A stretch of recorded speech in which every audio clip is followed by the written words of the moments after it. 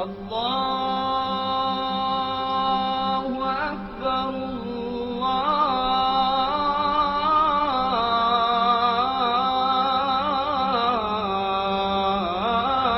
الله أكبر.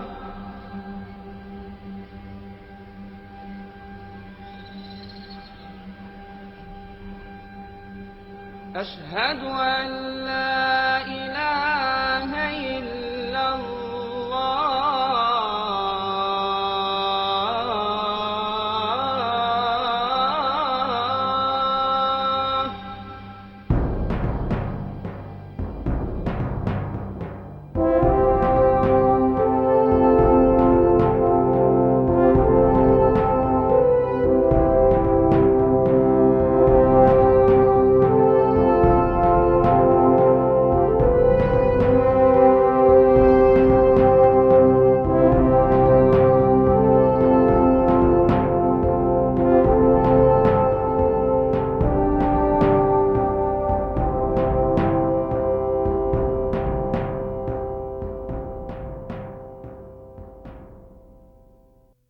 حي على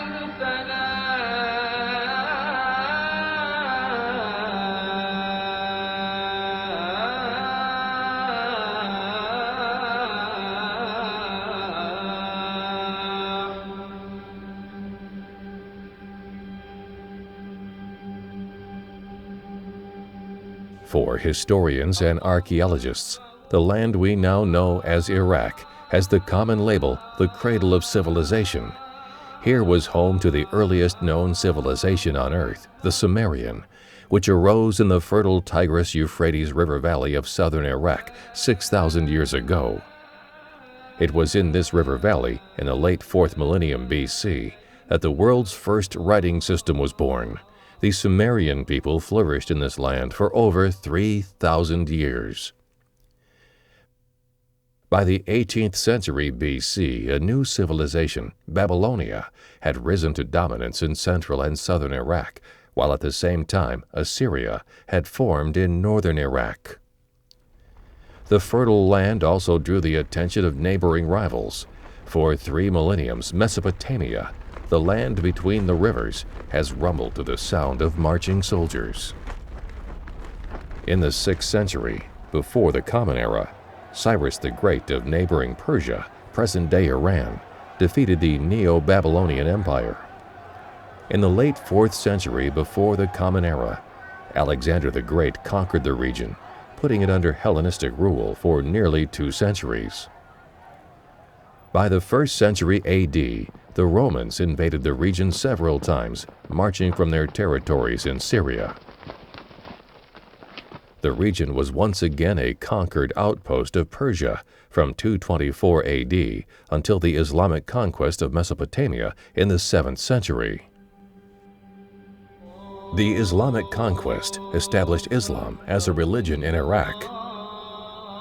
The city of Baghdad was built in the 8th century as their capital, and it became the leading metropolis of the Arab and Muslim world for 5 centuries. By the Middle Ages, Baghdad was the largest multicultural city in the world, peaking at a population of more than 1 million. It remained the center of learning during the Islamic Golden Age until the Mongols, led by Hulagu, a grandson of Genghis Khan, destroyed the city during the sack of Baghdad in the 13th century. The Mongols massacred most of the city's inhabitants, including the Caliph, and destroyed large sections of the city. The canals and dikes forming the city's irrigation system were also destroyed. The sack of Baghdad put an end to the Abbasid Caliphate, a blow from which the Islamic civilization never fully recovered. In the 16th century, most of the territory of present-day Iraq came under the control of the Ottoman Turks. Throughout most of the 400-year Ottoman rule, the territory of present-day Iraq was a battle zone between the rival regional empires and tribal alliances, a pattern that continues to this day.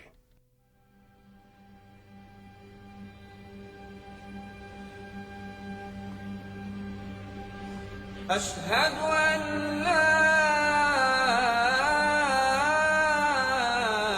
إله إلا الله. Afghanistan is a country at a unique nexus point where numerous civilizations have interacted and often fought. Alexander the Great and his Macedonian army arrived in the area of Afghanistan in 330 BCE after defeating Darius III of Persia a year earlier at the Battle of Gaugamela.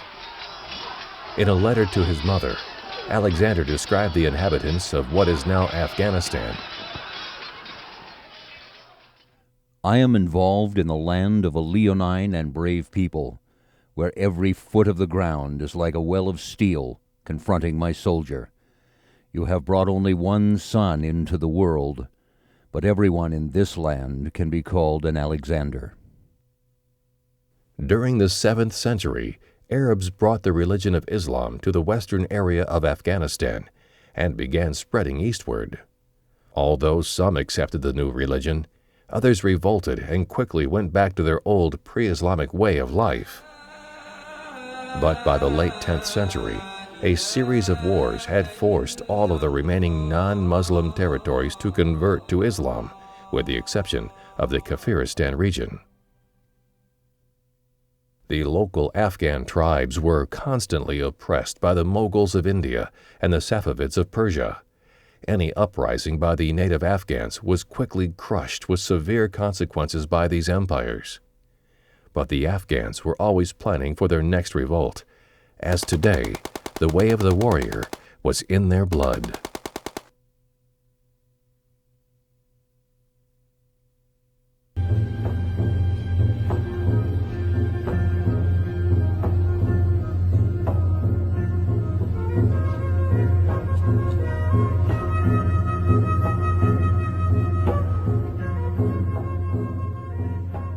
In 1826, the energetic Dost Mohammed was able to exert sufficient control over his brothers to take over the throne in Kabul, where he proclaimed himself Amir. Although the British, now in control of India, had begun to show interest in Afghanistan as early as 1809, it was not until the reign of Dost Mohammed, first of the Mohammedzai rulers, that the opening gambits were played in what came to be known as the Great Game. The Great Game set in motion the confrontation of the British and Russian empires, whose spheres of influence moved steadily closer to one another until they met in Afghanistan. At the heart of the Great Game lay the willingness of Britain and Russia to subdue, subvert, or subjugate the small independent states that lay between them. It actually goes back more into the 1820s, and that's when we first see these British and Russian agents exploring some of the areas there. An area that was very little known, had not been mapped out, and so you had these guys, some of whom were just very fascinating. Had mastered Persian or mastered Hindi and some of the Central Asian languages, and they were wandering through there, mapping out for their respective countries the terrain, the military capabilities of the khans or rulers in that area, through Central Asia, Greater Central Asia, meaning what are now the independent republics, Tajikistan, Uzbekistan, Kazakhstan, and so on, Pakistan, what's now Pakistan, Afghanistan, that entire area, and Iran, which was Persia at that point. It also involved Britain's repeated attempts to impose a puppet government in Kabul. The remainder of the 19th century saw greater European involvement in Afghanistan and her surrounding territories, and heightened conflict among the ambitious local rulers as Afghanistan's fate played out globally. The Russians advanced steadily southward toward Afghanistan. By 1842, the Russian border was on the other side of the Aral Sea from Afghanistan. But 5 short years later, the Tsar's outposts had moved to the lower reaches of the Amo Darya. Each country, the British, the Russians, each was expanding. In other words, the British were expanding northward from India. They had difficulty controlling Afghanistan. They fought 3 wars there over the course of a century. The Russians were expanding southward through the middle part of the 19th century, consolidating control over what would become Soviet Central Asia. By 1865, Tashkent had been formally annexed, as was Samarkand 3 years later. A peace treaty in 1868 with Amir Muzaffar al-Din, the ruler of Bukhara, virtually stripped him of his independence. Russian control now extended as far as the northern bank of the Amu Darya. So you had, the two powers coming together, each fearful of the other's expansion, each fearful that, if they did not advance, then the other would. So it's, what we would call today a typical security dilemma. Each one's actions then generated mistrust in the other. And throughout much of the 19th century, the British were very fearful of what the Russians were doing. Tension between Russia and Britain in Europe finally ended with the Congress of Berlin in June 1878.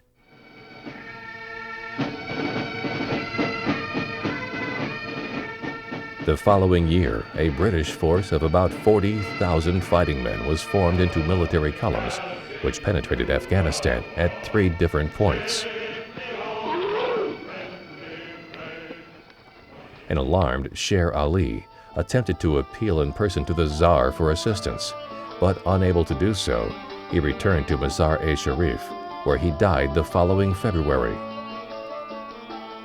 With British forces occupying much of the country, Sher Ali's son and successor, Yaqub, signed the Treaty of Gandamak in May 1879 to prevent a British invasion of the rest of the country.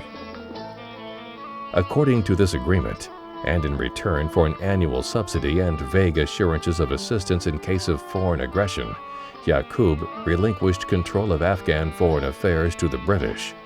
They would retain that control into the 20th century. Allahu Akbar,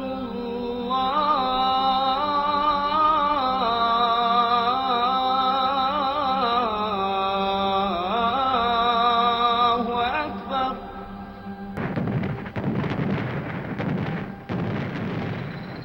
World War I was a global war, and the fighting was not limited to the western or eastern fronts.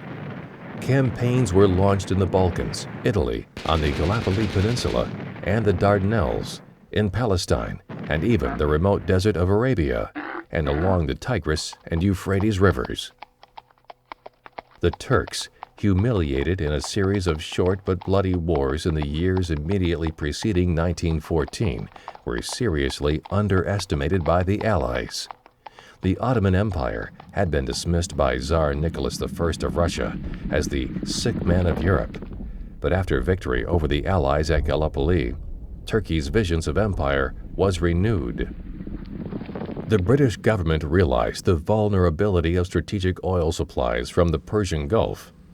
A small military force was dispatched from India and sent to secure the Anglo-Persian Oil Company's installations at Abada. With the pipe head secured, more troops were sent from India to advance up the Shet el-Arab to Basra. Reinforced once again, the force pushed up the Tigris and Euphrates rivers. 2 infantry divisions and a cavalry brigade made up the improvised Army Corps under Sir John Nixon. The Turks resisted vigorously. A second force, under the command of Major General Sir Charles Townshend, advanced up the less heavily defended Tigris with the goal of capturing Baghdad. The landscape on the road to Baghdad was harsh. Seas of drifting sand cresting into yellow dunes, thorn bushes dotting the plains, deep valleys gashing the earth, and jagged rock towers soaring 400 feet high. The bleak desert was dappled by sudden shimmering spots of green, high grassland, and lush oases packed with date trees over wells of spring water. Everything was baked under the omnipresent blistering sun. Temperatures often reached 120 degrees Fahrenheit. Townshend drove his men hard through the blazing desert heat. On November 20th, 1915, they reached Ctesiphon, some 25 miles south of Baghdad. Weary and low-spirited, his Indian troops failed in a mishandled attack on November 22nd. Townsend fell back on Kut and dug in, confident that he could sit it out until reinforcements of men and supplies reached him. The Turks, now under the command of the former advisor to the Sultan, General Kolmar von der Goltz, invested the garrison. A number of hastily organized attempts to rescue Townsend failed. By January 1916, supplies were running low and the garrison was forced to eat their horses. A final rescue attempt was made on April 16th, which failed. With his men starving, Townsend surrendered. His men were sent on a 1,200-mile death march in the course of which over 4,000 soldiers died. In August 1916, the arrival of General Sir Frederick Stanley Maude as Commander-in-Chief transformed the campaign. The Turks, still fighting stubbornly, were racked by disease, and they failed to stem Maude's relentless advance. The British followed close on the heels of the retreating Ottoman troops and captured Baghdad without a fight on March 11, 1917. The British troops were greeted with enthusiasm by the residents. Some 9,000 Ottoman troops were caught in the confusion and became prisoners of the British. General Maude issued the Proclamation of Baghdad, which included the line, "Our armies do not come into your cities and lands as conquerors or enemies, but as liberators," a statement still famous among older Iraqis. In spite of what General Maude had to say, the British knew they needed to possess Mesopotamia's oil fields to hold onto their far-flung empire, even after the fighting ended.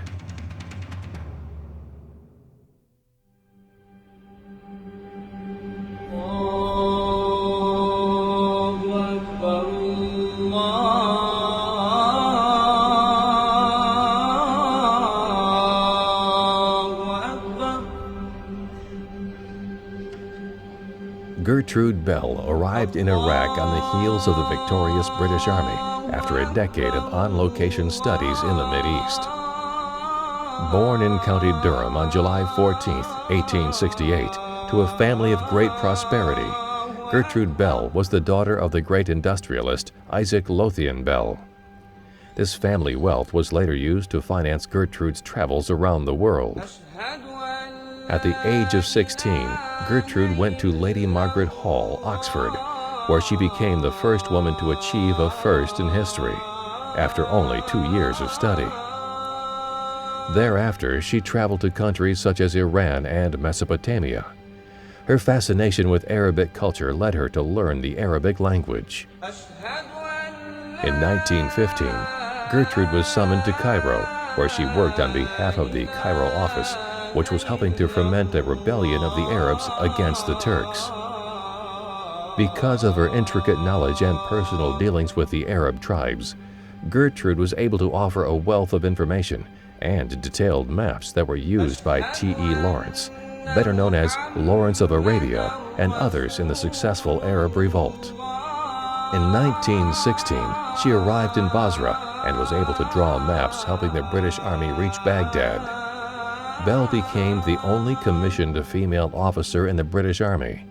For her service, she was later awarded the Commander of the Order of the British Empire.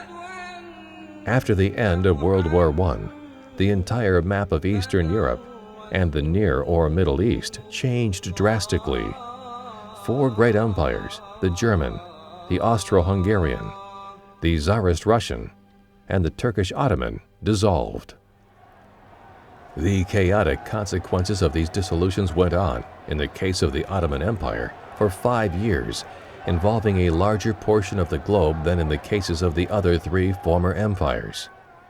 Yet most of the results of this grandiose remaking of the map of the Middle East have remained till this day. Iraq, Jordan, Syria, Lebanon, Saudi Arabia, Palestine, and a Jewish homeland are extant entities even now. Winston Churchill became Colonial Secretary for the British Empire in January 1921. The Middle East was now his bailiwick. His responsibilities were enormous. He was in charge of drawing the map of much of the Middle East, from which the Turks had been forced to pull out.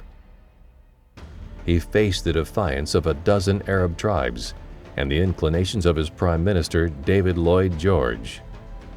The Allies, Britain, France, Italy, and Greece, had imposed an impossible treaty on the defeated Turks, who were now rising under a remarkable new leader, Kemal. Much of Churchill's work was accomplished at a conference in Cairo in March 1921. Churchill's scheme was, in effect, to establish a series of pro-British client monarchies, all of whose rulers would owe Britain a debt of considerable gratitude, simply for the fact that they were in power at all. Gertrude Bell was instrumental in first negotiating the borders of Iraq, and then persuading Churchill to accept Emir Faisal Hussein as the new king of Iraq. Some scholars contend that the present tribal troubles in Iraq are derived from the lines Bell helped draw to create its borders. Kingdoms were fabricated from lines drawn on an empty map. Mesopotamia was renamed Iraq.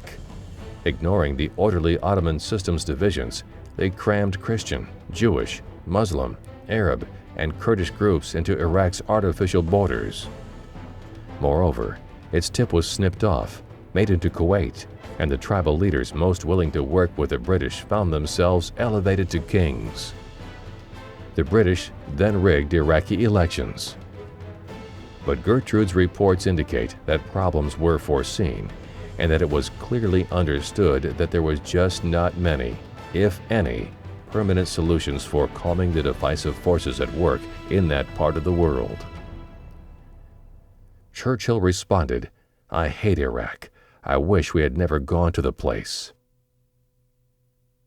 In spite of Winston's grumblings, Bell and her friends ensured that Britain and its military would have say over Iraq's government and oil for decades to come. After the new nation was created, Bell then acted as an advisor to King Faisal, leading some to comment she was the uncrowned Queen of Iraq. Unfortunately, the new nation of Iraq proved to be rather artificial, leading to conflicts between different tribes. To suppress Shiite and Sunni tribal revolts that followed, Britain pioneered air assaults on villages and the use of artillery shells filled with poison gas.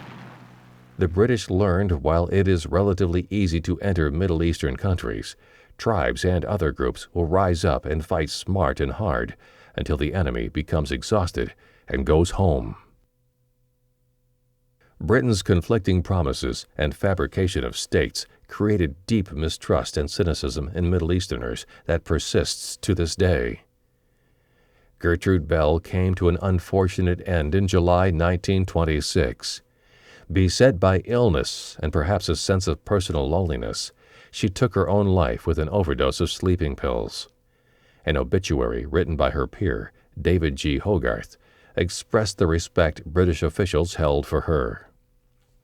Hogarth honored her by saying, "No woman in recent time has combined her qualities, her taste for arduous and dangerous adventure, with her scientific interest and knowledge, her competence in archaeology and art, her distinguished literary gift, her sympathy for all sorts and condition of men, her political insight and appreciation of human values, her masculine vigor, hard common sense, and practical efficiency, all tempered by feminine charm and a most romantic spirit." Hogarth may have had a romanticized image of Gertrude Bell, but his recognition of her political insight was spot on. That insight foretold of the tragic future for the new nation of Iraq and events nearly a century later that were unimagined at the time. The legacy of Churchill's Cairo Conference in 1921 and Gertrude Bell set the stage for conflict in the 21st century and poses one of the greatest security challenges of modern times as radical leaders, secular or religious, seek ways to right historical wrongs.